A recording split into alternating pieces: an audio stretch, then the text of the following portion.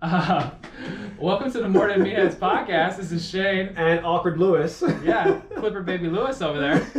You can find us on more_than_meatheads on Instagram, More Than Meatheads on Facebook, on YouTube when the camera is rolling. Is it rolling? I don't know. It's rolling right now, so we're getting something. Something's happening. Go check us out on YouTube or our channel on More Than Meatheads. I know it's very creative. Mm-hmm. And then you can find us on the interwebs, morethanmeatheads.com.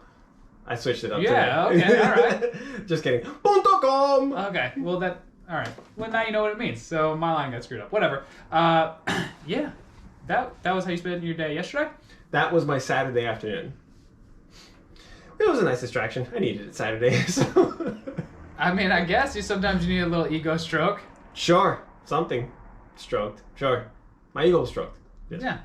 Did you go back? No. You didn't double back and just get more of that attention that you love to bask in? No.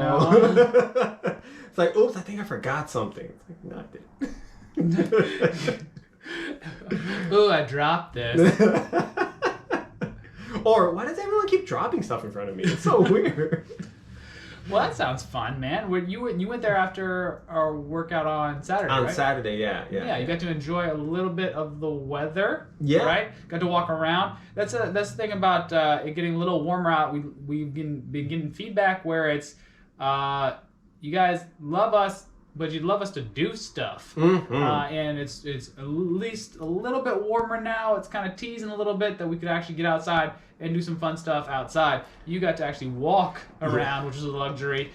In New York City, that's one of the few things that I actually am on board with when people talk about New York is that you can walk. There's a reason why, you said it before, there's a reason why it's called a country mile because it feels so long because it's the same thing. And there's nothing to look at. Yeah. But when you walk in New York, there's constantly something going on. Yeah. Now, I don't look at it with rose-colored glasses at all. There's constantly a lot of stuff that I would not like to see. Well, but I consider it to be happening. It's an urban obstacle course in the sense of you develop senses about you that are just a little supernatural almost to the point that you're just like, nope, not going down that block. Yeah. Nope.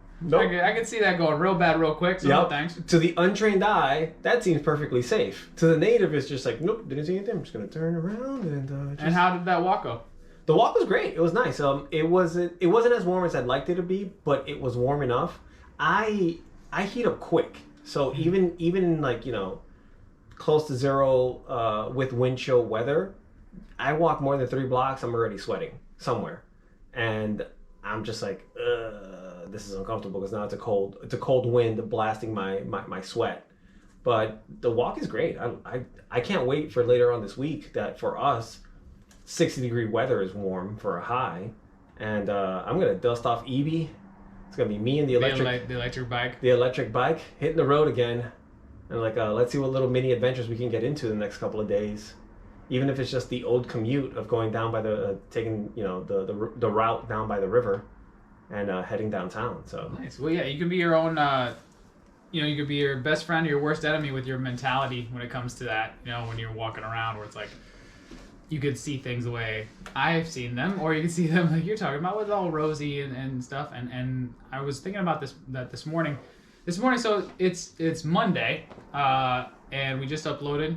We just uploaded an episode. I thought I had my fault. I'll complain to the IT department on that one.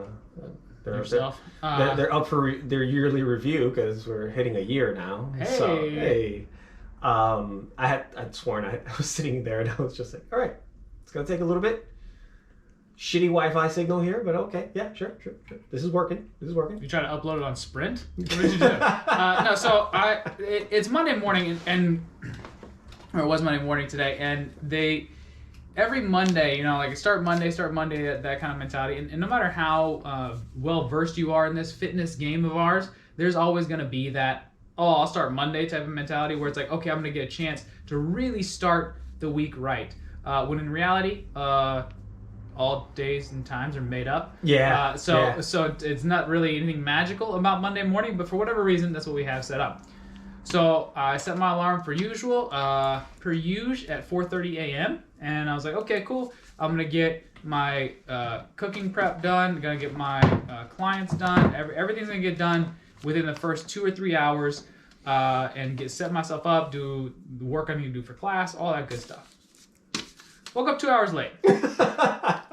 All right, so with the good thing about this, the good thing I took from this though was when I woke up 2 hours late, I wouldn't even call it an instinct because the learned behavior of going, well, fuck this, and I'm just done for the day. Like, this sucks. You just threw it all away. Yeah, I guess I'll start tomorrow. And I literally had that knee-jerk reaction, and I had to stop myself, and I took that opportunity to be like, okay, it didn't work out the way I wanted it to, but how do I navigate around this? So I immediately compartmentalized that feeling, and I was like, okay, let me get done what I can get done, and maybe I have to, categorize things a little bit differently, maybe just work on my time management a little bit better throughout the week to make up for that time, but don't just throw it away. And in the past, that behavior, that all or nothing behavior that I have, has made it so that you're binge eating, you make one poor decision and another poor decision, and it goes downhill real fast. But today I was actually kind of proud of myself. I got to turn it around a little bit, and I was like, you know what, we're going to turn this into a positive, and we're gonna take care of what we can control. So I'm a little bit patting myself on the back here, but I see that so often with clients where they'll be off by one thing, and it's something as simple as a workout where the warm-up they'll be off by. Like, they'll screw up one exercise in the warm-up, and then they're like, and they get down on themselves, and then maybe by the second exercise, they're like, I can't, nothing's going right today, I'm just going to take it off. And so they use that almost as an excuse. You use the fact that you couldn't do something correctly to do more wrong. Yeah, you're looking for that way out because it's like, no, this isn't about you not getting this exercise right. This isn't about, you just don't have it in you today. You just don't want to do it. Yeah, it's like the devil and the angel on your shoulder, and it just straight. The devil's better negotiator. Yeah, it just is. Yeah. So, but if you can today, Monday, do what you can when you get out there and to start the day, and then don't get down on yourself because you are starting the week. So you want to start your week on making the habit of making the most of every opportunity. Well, I think also that something that we should focus in on is that because of social media, because of even before social media, because of magazines, everyone always tries to make it seem like they don't have bad days, for the most part. Like, they don't mess up, they don't oversleep, they don't, they're always on point. It's like, no, it happens to us also, where we just don't have it in us that day, and it's fine. So you just try to recover, and it's like, okay, this is when the real work comes in, because now it's like, I've been consistent about X thing, now this happened, how do I recover? Yeah, the people you follow, literally all they have to do is get enough gumption to fake it for 15 seconds. Yeah. And that's all you see, and you think that's somebody's life. It's not. Yeah. And I don't know why people are so easily convinced that it is. Maybe it's the consistency on the other person's behalf of just like, putting in the work for long enough to have enough footage to be able to put that stuff up. For all you know, they shot everything in one day and just, changed shirts. Because we've done that. Where we shot something, it's like, I'll just change shirts and make it seem like... I don't know what you're talking about. We're 100% natural, okay? But we made it as a satire, Yeah. But, but it happens. It happens. You can still recover.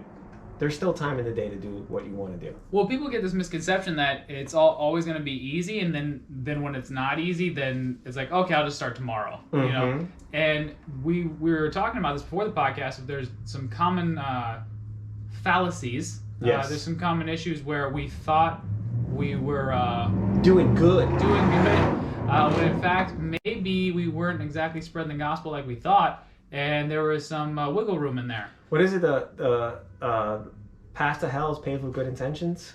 That is true. Yeah. I don't know who said that. I don't know who said that, and it's one of those like. Just go with Jefferson, or I think Mark Twain. I think Lincoln put that up on the internet one day. Yeah, something like that, where you're just like, I just named somebody. Socrates, done. Sure. But Socrates.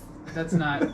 No, we're not gonna put that in the Urban Dictionary. Yeah. But when it comes to doing the things that we thought were right or thought were wrong, we had these, especially when we first started in our business, we had some absolute way of thinking, and we wanted to make some corrections today.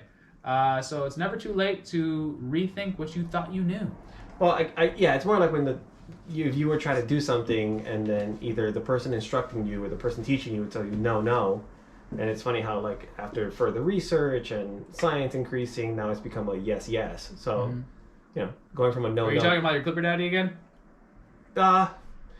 Maybe. I don't Maybe. know. It went to a maybe? Yeah. So you were telling me about this when you listened to Joe Rogan earlier. Yeah. And you were saying that he was referencing Mark Bell working with a guy that literally his handle is knees over toes. His Instagram handle is knees over toes, which already right away you're just like, huh?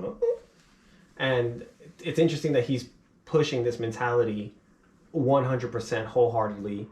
And the way that he describes it, it makes fundamental sense. Yeah, definitely check out Knees Over Toes guy. Tell him that More Than Meatheads sent you. To tell him we said what's up. But just that tag, just that name, says what he does. And when we first started in this personal training industry, we thought knees over toes was a bad thing because we got told that repeatedly, where your knees should never come forward when you squat. Your knees should never come forward at all, ever. And now, I was always if you taught. think about it right now, it's just like, wait, what? That doesn't make any sense whatsoever. It was the whole. I'm not a flamingo. I don't know how this is gonna work. Anatomical alignment of just like your toes have to be in line with your knees has to be in hip with your hips, and da da da da da da. It's just like most people aren't built that way. So where did this come from? Yeah, I especially like the da da da da da part of that lecture. So it's the only part I remember. Yeah. So along with that way of thinking, we wanted to address some of those fallacies. So the first one being knees over toes. So when you get told this in personal trainer school, if that's a thing, what you're trying to do, and like you said about the good intentions, what you were trying to do is you were trying to get someone back to a neutral position. Mm-hmm. The problem is that these cues get a little out of hand, where they get overused and just used just for the sake of saying something. And you'll hear this with don't put your knees past your toes. Also, knees out. Yeah. You'll hear a lot as a cue when you go to squat.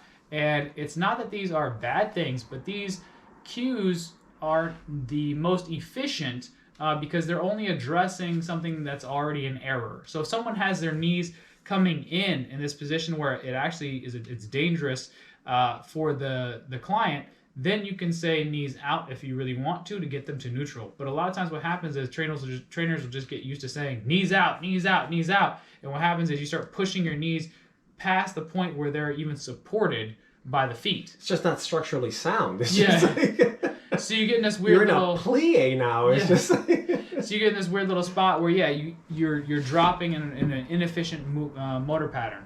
But the knees over toes addresses that, where you want to be able to take a joint through a full range of motion, regardless of what that joint is, because you are built for that. You are actually built for the range that's supposed to be there.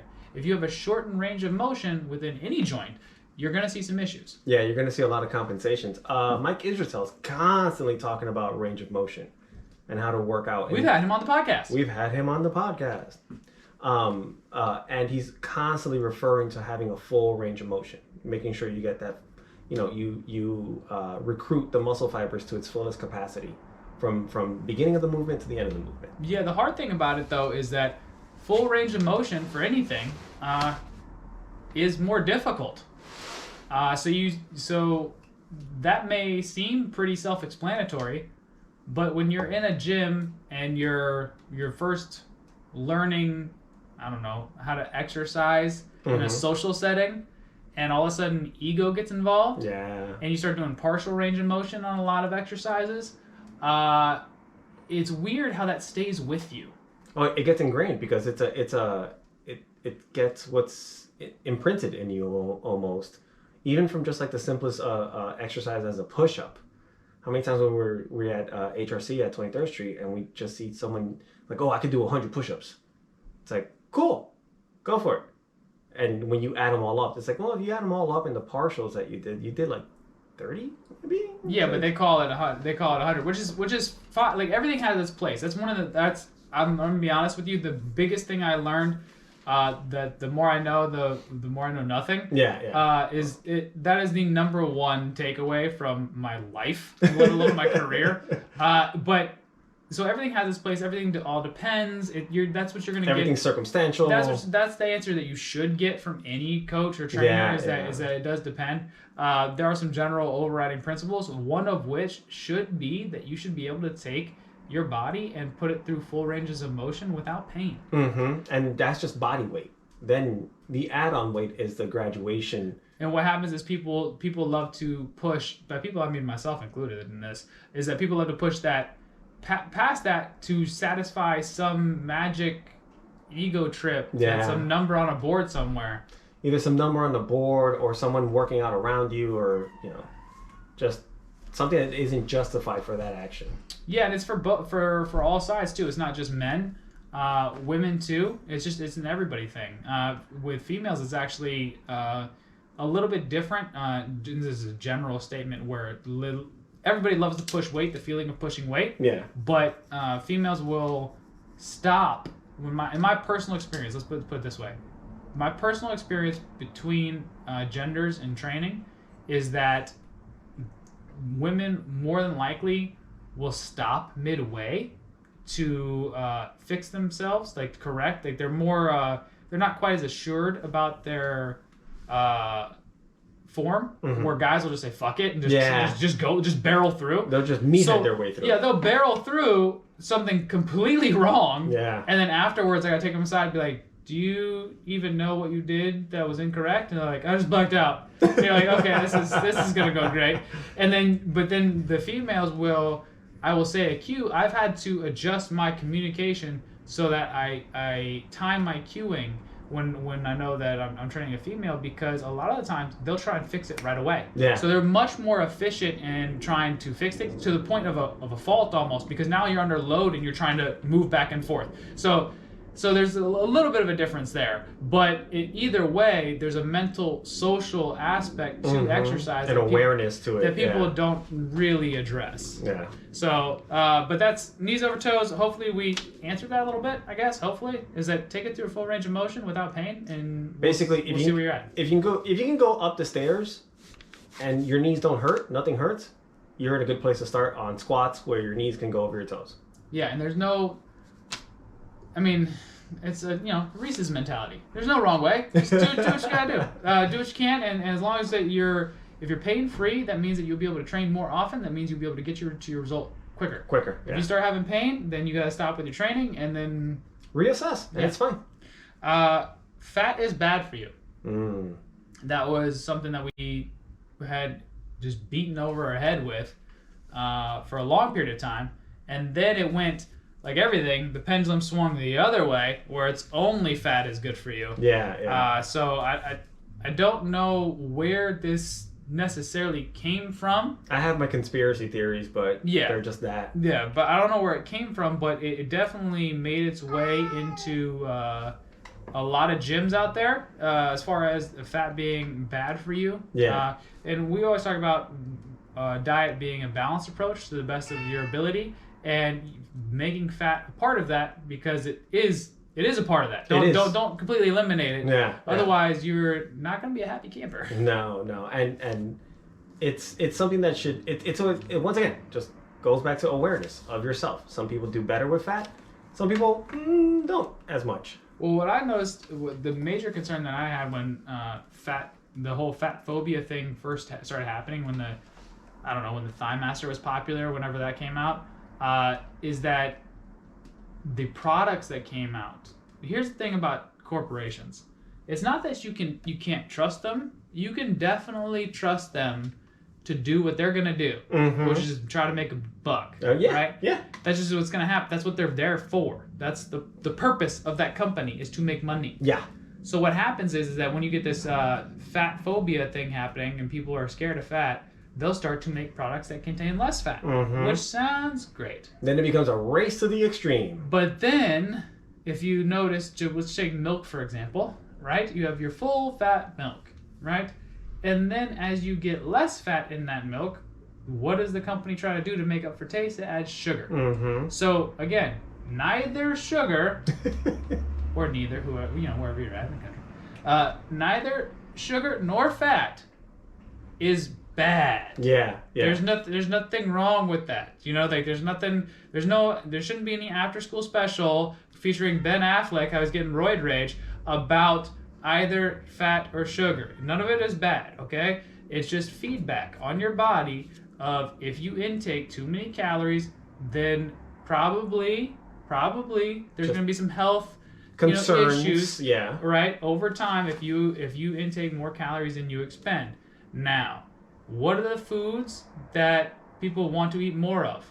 The ones that contain fat and sugar. Yeah. So you can get a lot of calories in that way quickly and not even realize what you did. Okay? So, nothing's wrong. Fat's not bad. Sugar's not bad. It's all calm down. Yeah, but it's one of those things where you just need to be aware of your diet. Yeah, and we're not even going to get into the details of like polysaturated, monosaturated, blah, blah, blah, or the different types of sugars, blah, blah, blah.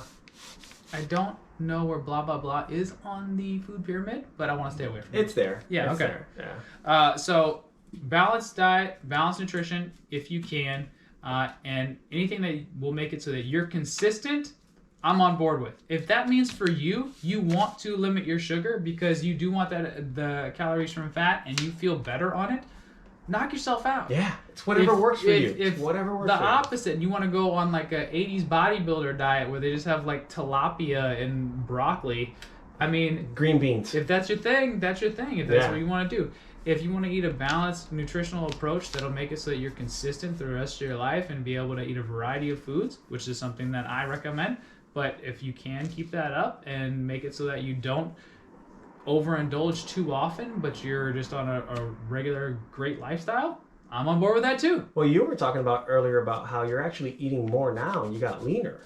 And I did. Yeah, and that's also because you're controlling your intake and you're completely aware about what you're consuming. I'm just more cognizant. Yeah. There was times when I was, I have a lot of comparisons to Jason Statham. You know, it is what it is. It happens. I can see that. I see the parallels. I don't. When I close my eyes, I do. There you go. No, but in all seriousness, he did do an article for, I don't know, it's Transporter. This is something back in the day, right? You know, like you used to read magazines. I thought that trans was going somewhere else. So you used to read magazines and certain things stick with you. And he was saying that he had to lean up for this particular action role he was doing. Yeah. And a lot of shirtless scenes. Yeah, and which I do as well. But I'm like a ghost. I don't even show up on camera. But what he used to say was that he was eating all healthy foods. Mm-hmm. Like he look at his diet and be like, oh, that's a great way to eat. But it was the amount. So he would eat, instead of one banana, he had like a whole, like 5. Yeah. You know, because he just a bushel. Yeah, so it was, but it was all healthy foods. Yeah. You know, whatever quotations you want to put on that. But at the end of the day, if his calories, the amount of energy that he was intaking was not matching his expenditure, it doesn't matter what organic, non-GMO, a diet that you got keto, only from Whole Foods vegan, in your local market, whatever. Asparagus water. Doesn't matter. Yeah. If at the end of the day, you're taking in more energy than you need, because stored energy is fat. So your body doesn't care if the energy that you got was only certified organic or not. Yeah. It is what it is. So just a diet that you can follow on a regular basis where you're just cognizant of what you're intaking. That's it. That's all it is. Yeah. That's all it is. Cardio before you work out. We've spoken about this before. That's another popular rumor about they would always say, it's like, well, you got to do your cardio first so as to not expend this type of energy first, because then you want to save it for your lifting. Or then you talk to the person on your immediate other side and they said the exact opposite. And even today it's being debated, and the most popular answer is just do it whenever the fuck you want to. Just get it done. Well, yeah, before I used to do powerlifting workouts, I would do a warm-up that nowadays I would consider a high-intensity cardio workout. Yeah. So it's all relative, but whatever's going to put you in the state to be not fatigued and be able to maintain posture and position when you go into weight training. So if that means that time-wise, you get into the gym and you only have time you want to do like 20 minutes of cardio and you want to be as loose and as warm as possible before you hit your weight training, that's fine. There's nothing inherently wrong with that. Again, it's an all depends type of thing. As long as you get it in at some point where you get, again, just like eating, you're training a balanced approach. Unless you're specifically going towards one particular goal. Yeah. If you're training for one particular goal, some type of performance marker that you need to hit, or aesthetic marker that you need to hit, even say bodybuilders need to get on stage, right? They, in the magazines or in the pictures or whatever, and they have like the lowest body fat and they're stage ready, they are some of the most unhealthy people ever. So detrimental to your health. Yeah. If you can barely walk because the pads of your feet don't have enough fat to support you, but you look great in photos, that's not a lifestyle, right? You're just looking for that one particular moment in time where you need to hit this peak level of performance. So if you're training for something that specific, you got to keep in mind that other things are going to fall by the wayside. That's just how it's going to happen. You can't have it all. You can't. But you can keep a balanced approach throughout.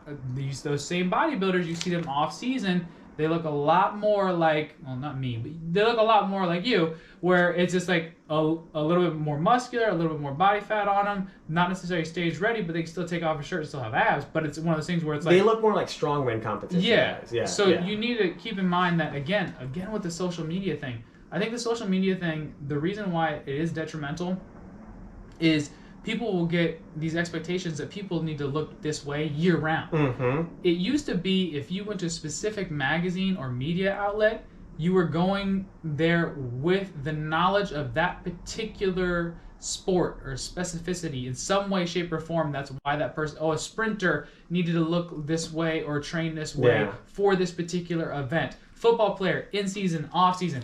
Now, it looks like everybody's in season all the time. There's also something to be said about just being genetically gifted. It's like, you just look that way regardless. I don't know how many trainers that we worked with that were in their mid to late 40s that their bodies look the same for the last 20 some odd years. It's like that, and they ate like, they would have a ham and cheese sandwich and wash it down with an orange soda on a daily basis for lunch, and they still looked ripped as shit. They still look like action figures. I'm like, yeah, that's just your genetic disposition. You just look like that. Everybody's on their own journey, bro. Yeah, exactly. Which is why it's like you can't compare yourself of just.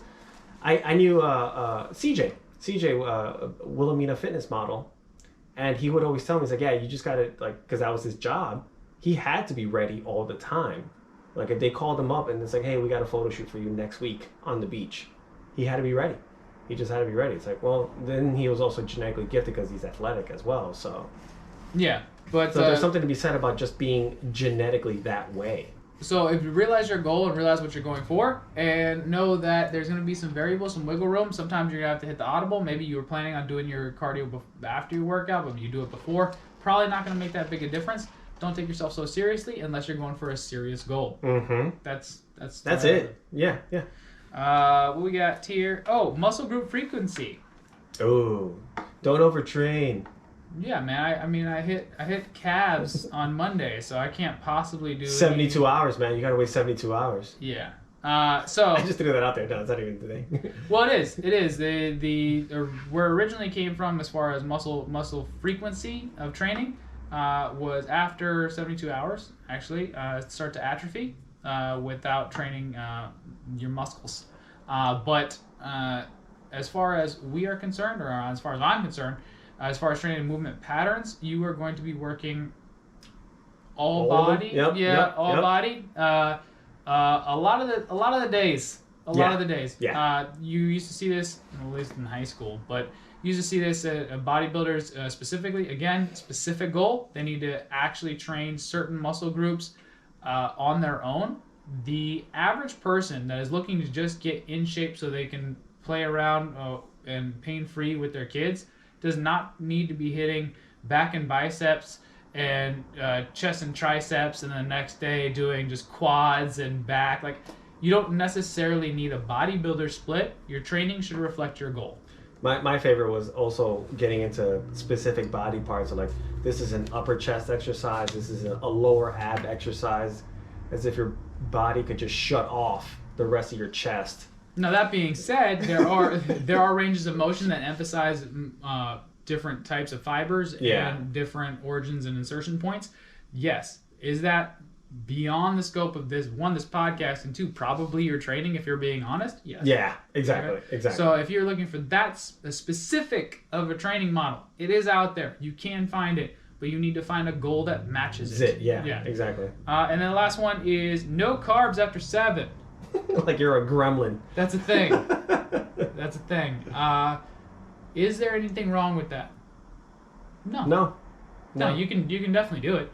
But I've seen people, clients that legitimately lose sleep because of it. Mm-hmm. And I'll tell you why, is that some people sleep like a baby when they take out their carbs. Just the excitation in their brain isn't happening as much, and so they're able to sleep better.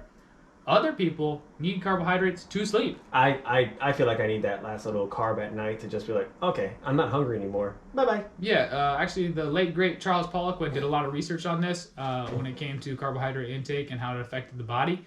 And it literally depends on the person. Mm-hmm. So there's no hard, fast rule to this.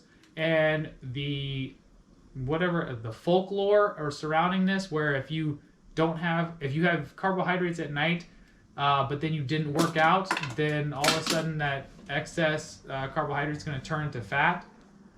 It will if you never work out again. Well, no, if your overall calories again exceed your daily expenditure. Yeah. But at what I see more is these people is people majoring in minor things just so they can have, again, like we talked about when I woke up this morning, this negotiation of being able to take the easy way out. And today I had to be honest with myself and be like, all right, I'm just trying to like take today off. Yeah. So when someone says no off days, I don't believe that necessarily means that you need to go into the weight room every day. I'm saying no off days as far as mentally. So today, being whatever day this posts up, I don't care if it's Monday, Wednesday, whatever. You know, they're all made up anyway. It's when it comes out, take the opportunity today to really switch mentally and realize that no off days from here on out. Just no off days. And again, that's a mental change. Yes. You're not. It's not a physical thing of just like, I gotta run 7 There's miles. There's always today. something you can do. And all these little like absolutes, all they were doing were they were handcuffing you to a path of least resistance. Yeah. So I'm not saying go for the path of most resistance, but I'm saying go seek out that path where you get a little pushback that it challenges you. Yeah, and also there is a no days off mentality, like you keep saying, there's a no days off mentality that doesn't have to include physical on a daily basis. You know, your no days off also includes what are you doing mentally for yourself, where you could just relax, where you could just not have to freak out and worry about something. Yeah. So that's it. Yep. Cool. We don't have any pullbacks, push outs. What? What? Whoa. Yeah, that got weird. No pullbacks or pullouts. Oh, okay, cool. And guys, go check out earthandmuscle.com/more than meatheads for 10% off or the best discount that they got running. I know today being Ladies' Day. Women's International Women's Day. Women's Day. Get it right. I sounded like a club promoter. Sorry, I apologize.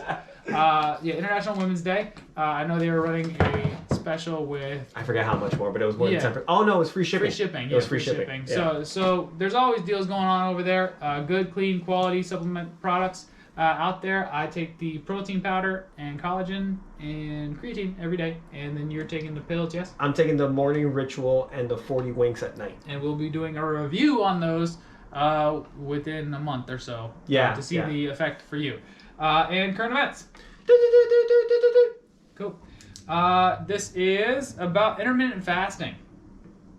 Intermittent fasting may be hindering the process of burning belly fat. This is from Journal Cell Reports. I don't know, but I'm sure they sound fancy. I'm sure they're vetted. And all it is that they did a study on, mice. All right, but they did how relatable. Well, there it actually is. It's scary, right? It's an insane amount of DNA. But they did a study on mice and talking about 2 different kinds of fat, subcutaneous and visceral.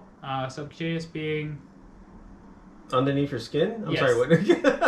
And are you talking visceral like that? Being in your organs. Around your organs, yes. Around your organs, in your belly fat, and that's the part. I'm sorry, I was expecting your pop quiz right now. Oh. But that is the area that everyone focuses on, right? Is the belly fat portion, the visceral fat, right? So when people lose body fat, and I have to have this conversation with clients routinely, where they just want to lose a spot reduction. They want to get this little tiny area or this big area, turn it into a little tiny area. They just want the stomach, the love handle, the chicho. Los chichos. Yes, that part. Just the fat taken out of that area. It's not that it's not possible, but again, it's a body fat percentage, so it takes the entire percent. That's why you melt from all over. Everywhere. Yeah. So when intermittent fasting happens, and they did this study on intermittent fasting. Intermittent fasting is just a fancy way of saying not eating. So you are fasting for a period of time, intermittently. Yeah. And then when you eat, it's called you're breaking your fasting. It's a breakfast. Well, there is that. Breakfast at night, whatever. But which I'm a fan of when I used to eat a lot of cereal. Yeah. But this did a particular regimen of intermittent fasting being alternate days, every other day. And so what they found in this study was that subcutaneous fat did have an effect. The mice did lose subcutaneous fat. Actually, they did not lose visceral fat. In fact, the visceral fat built up a resistance to the process of weight loss. I wonder if that's just as a result. As a survival technique in your body. Yeah, evolutionary speaking, it could be. Yeah, that it's saying, it's like, oh, we're not eating, so we need to hold on to this. So we're going to keep the fat that's around our organs and get rid of the other stuff to burn up calories as fuel. Yeah, we want to avoid confirmation bias as much as possible, but yeah, that makes sense. Yeah. That makes sense to me. Yeah. But they wanted to make sure that the study wanted to make sure that it knew it was alternate day and not the 2 days, 5 days thing that people do where they fast for 5 days and eat for 2 or whatever it is. So in this particular set of circumstances, then we had an issue where the body became resistant to fat loss within the exact area that people call the problem area. What I saw this as is a micro version of what happens when you yo-yo diet. Yeah. When you diet extremely hard, and this is what we talk about when we're saying make good lifestyle choices, and then maybe if you have one night where you don't necessarily follow the diet perfectly, that's okay. You're gonna be fine. Don't use that as an excuse like I could have this morning. Just throw it away, right? You just jump back on it whenever you can. My brother there you go, sent me a picture yesterday that he found Cocoa Pebbles ice cream. Yummy. That's amazing. Listen, I'm not. Hey, if he's gonna eat that, then he's gonna eat that. But he's not gonna eat the whole container. Yeah. I know my brother. He's not gonna eat the whole container. But he will definitely give it a shot, and he will try it and enjoy his little dessert. His indulgence. Yeah, because he earned it. And he'll be back on it right after that. Nothing wrong with that. So it is actually harder to do that because you're not living in that life of absolutes.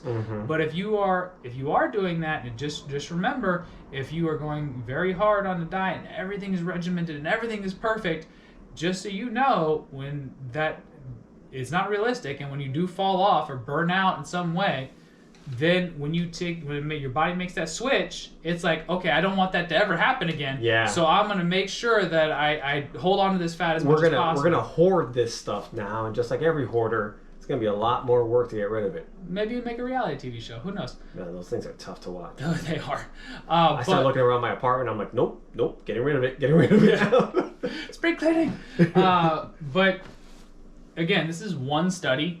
It's not the literature as a whole. Yeah. But it does give you a little bit of insight to what you do on a daily basis matters, right? Yeah. And it does matter that you are doing your best every day to make small improvements. You're not going to get it all right in one shot one day and then forget about it the next. It's not like, okay, cool, Monday happened. I did everything awesome. Cool. I can take a break till next Monday. It's a wrong ratio. No, it's a wrong ratio. It's this compliance over time and this consistency over time. And unfortunately, it does not lend itself to a 15-second soundbite on Instagram, but it is what will get you results. Yes, which is the important thing for yourself. So have a little patience with yourself this week and have a little fun too. Also, I feel bad for that mouse. He got pointed out for his struggle areas. It's like, wow, you still can't even lose that weight. I don't think they body shamed him. Mouse shamed him? I don't know how it works. No. All right. So on that note, we are done for the day. All right, guys. Thanks for listening. Just remember, we try to keep it fun, functional, and factual, because it's the only F's that we give. All right, guys. Don't be assholes. Take care of each other. Bye. I don't think the GoPro picked up my jerking motion. My gay story in the beginning. It is kind of now, but whatever.